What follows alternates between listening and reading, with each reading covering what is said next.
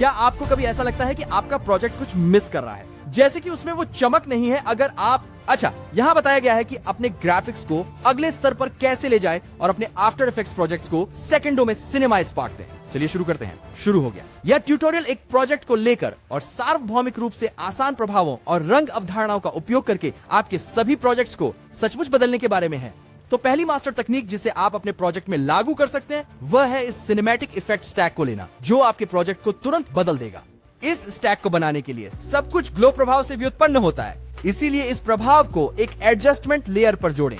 यहाँ से सामान्य विचार यह है कि चमक की त्रिज्या को लगभग 100 तक बढ़ाया जाए और फिर प्रभावों को डुप्लीकेट किया जाए। डुप्लीकेट पर आप चमक की त्रिज्या को 200 से ऊपर सेट कर सकते हैं। फिर आप इस प्रभाव को किसी भी विशिष्ट लेयर पर कॉपी और पेस्ट कर सकते हैं ताकि आपको यह प्रभाव पूरे दृश्य पर लागू करने की आवश्यकता न हो। उदाहरण के लिए फिर हम आगे बढ़ेंगे और एक और एडजस्टमेंट लेयर बनाएंगे और नॉइज इफेक्ट और पोस्टराइज इफेक्ट जोड़ेंगे। शोर की मात्रा को 6-12% के बीच कहीं भी सेट करें और निश्चित रूप से रंग शोर का उपयोग न करें। और स्तर ठीक है, लेकिन मैं पोस्टराइज प्रभाव को कीफ्रेम करने पर विचार करूंगा इस तरह के बड़े प्रोजेक्ट को बदलने के लिए। तो फिर आप बस अपनी लुक को डायल कर सकते हैं। तो अब इन सरल प्रभावों के साथ हमारा काम पहले ही बदल चुका है और इसमें 1 मिनट से भी कम समय लगेगा।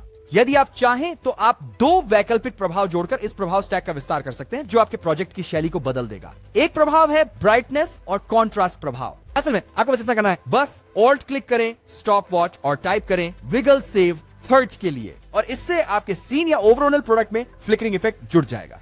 एक और प्रभाव जिसे मैं जरूरी अनुशंसा नहीं करूंगा वो है पोस्टराइज टाइम प्रभाव। जब मैं इस प्रभाव का उपयोग करता हूं तो मैं आमतौर पर इसे 12 पर सेट करता हूं और ये आपके प्रोजेक्ट को स्टॉप मोशन जैसा एहसास देता है। लेकिन जैसा मैंने कहा, यह बिल्कुल वैकल्पिक है। मैं यहाँ सिर्फ विचार साझा करने के लिए हूँ। लेकिन ठीक है, विश्व निर्माताओं के रूप में एक बात जो हम अपने दृश्यों को एक से दूसरे में स्थानांतरित करने में मदद कर सकते हैं वह है पृष्ठभूमि का रंग बदलना। तो जब आप कई दृश्यों के साथ काम कर रहे हो, आप ये सुनिश्चित करना चाहते हैं कि पृष्ठभूमि आपकी मास्टर रचना में हो और व्यक्तिगत रचना में न हो।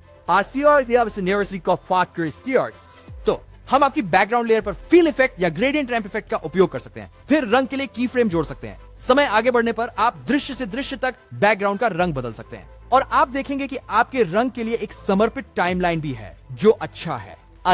लेकिन अपनी पृष्ठभूमि का रंग बदलना और पोस्टराइज प्रभाव के साथ मिलाकर क्या होता है? आश्चर्यजनक एक सूक्ष्म परिवर्तन जोड़ने के लिए प्रोजेक्ट और ट्रांजिशन और स्टाइल की बात करें तो एक बेहतरीन तकनीक और शायद विशेष रूप से एक प्रभाव उपयोग करना है सीसी स्पॉटलाइट प्रभाव। उदाहरण के लिए मैं सीसी स्पॉटलाइट इफेक्ट को एक ट्रिम्ड अप एडजस्टमेंट लेयर पर जोड़ूंगा। ये एक शानदार ओवरऑल लाइटिंग इफेक्ट है जिसे आप शायद उपयोग कर सकते हैं क्योंकि इसे पोजीशन करना बहुत आसान है और सिर्फ ऊंचाई को 0 पर सेट करके एक लाइट का कोन बनाया जा सकता है। लाइट्स, फिर आप इंटेंसिटी को एनिमेट करके इफेक्ट को ट्रांजिशन कर सकते हैं और यहां तक कि कोन एंगल को भी एनिमेट कर सकते हैं। जब ये समझ में आता है तो अपने अगले सीन पर जाने के लिए वाइप कर सकते हैं। वो बहुत अच्छा लग रहा है। ठीक है, इससे पहले कि हम अपनी आखिरी तकनीक में कूदें, मैं बस ये उल्लेख करना चाहता था कि हमारे पास 100 मुफ्त टेम्पलेट पैक है जिसे आपको बाद में जरूर प्राप्त करना चाहिए। तथ्यों, और यदि आपको कभी समय बचाने की आवश्यकता हो तो हमारे पास 35,000 से अधिक टेम्पलेट्स हैं जो आपको नीचे दिए गए लिंक के माध्यम से अद्भुत कार्य करने में मदद करेंगे। अब तक इस वीडियो में हमने जो तकनीकें इस्तेमाल की हैं वे समग्र परियोजना पर अधिक उपयोग की गई हैं, लेकिन आपके दृश्य को वास्तव में ओवरहाल करने के लिए विशिष्ट वस्तुओं को अंदर जाकर और विस्तार से देखने के बारे में क्या? लाइटिंग को ध्यान में रखते हुए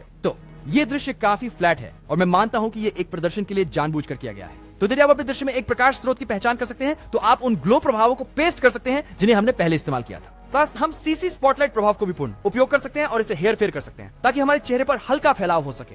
जब आपके दृश्य में अन्य वस्तु का रंग बदलने की बात आती है तो आपको उस प्राथमिक प्रकाश स्रोत पर प्रतिक्रिया करने की आवश्यकता होती है। ऐसा करने के लिए आपको अपने दृश्य में एक रंग जोड़ने की आवश्यकता होगी। ऐसा करने के लिए हम लेयर पर राइट क्लिक कर सकते हैं और ग्रेडियंट ओवरले जोड़ सकते हैं। फिर ग्रेडियंट को संपादित करें ताकि एक तरफ दूसरी से अधिक गहरा हो।